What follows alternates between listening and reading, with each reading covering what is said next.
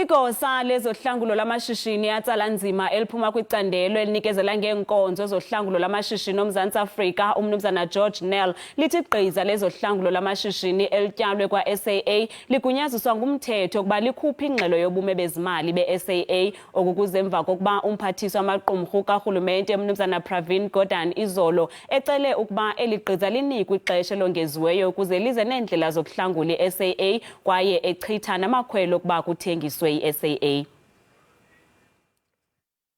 Umnumzana George Nell uthi igqiza lezohlangulo lwamashishini atsala nzima elityalwe kwaSAA lithwele uxanduva lokuthatha onke amanyathelo okuzama ukuhlangula iSAA, kodwa xa libona ukuba kukho nto inokwenziwa ukuhlangula eli qumrhu likarhulumente kufuneka liphume phandle litsho. OkaNell uthi eli gqiza kufuneka lithobele umthetho likhuphe ingxelo yezimali yeSAA nokuba loo ngxelo inokudiza ukuba ayikho enye indlela yokuhlangula eli qumrhu ngaphandle kokuba lithengiswe. The board and now the business rescue practitioners has got the same duties and responsibilities as the board of directors. So if the financial statements are available and they can be signed off, maybe qualified, then it must be released. That is just like it is.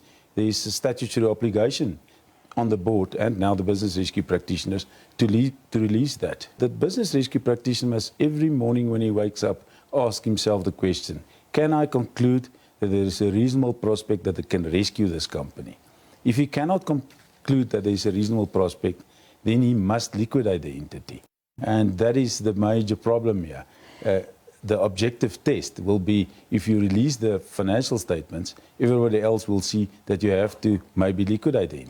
Lengcali ithi izigqibo ezithathwe leli gqiza ezifana nokuyeka imizila eliqela kweli nokuphelisa imisebenzi zizigqibo ezingelulanga kodwa kufuneka zithathiwe ukuze kulungiswe ingxaki yezimali yeSAA. They must restructure the company so that it's a viable company, and some of the things that must happen is very painful in regard to the job losses there.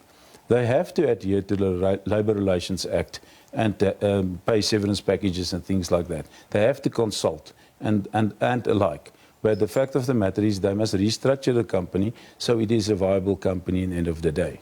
Ukanti iskopa nekomiti ejongene namaqumrhu karhulumente epalamente zivumile ukunika eli gqiza de kufike umhla wesithandathu ngoMatshi ukuba liqoshelise umsebenzi walo.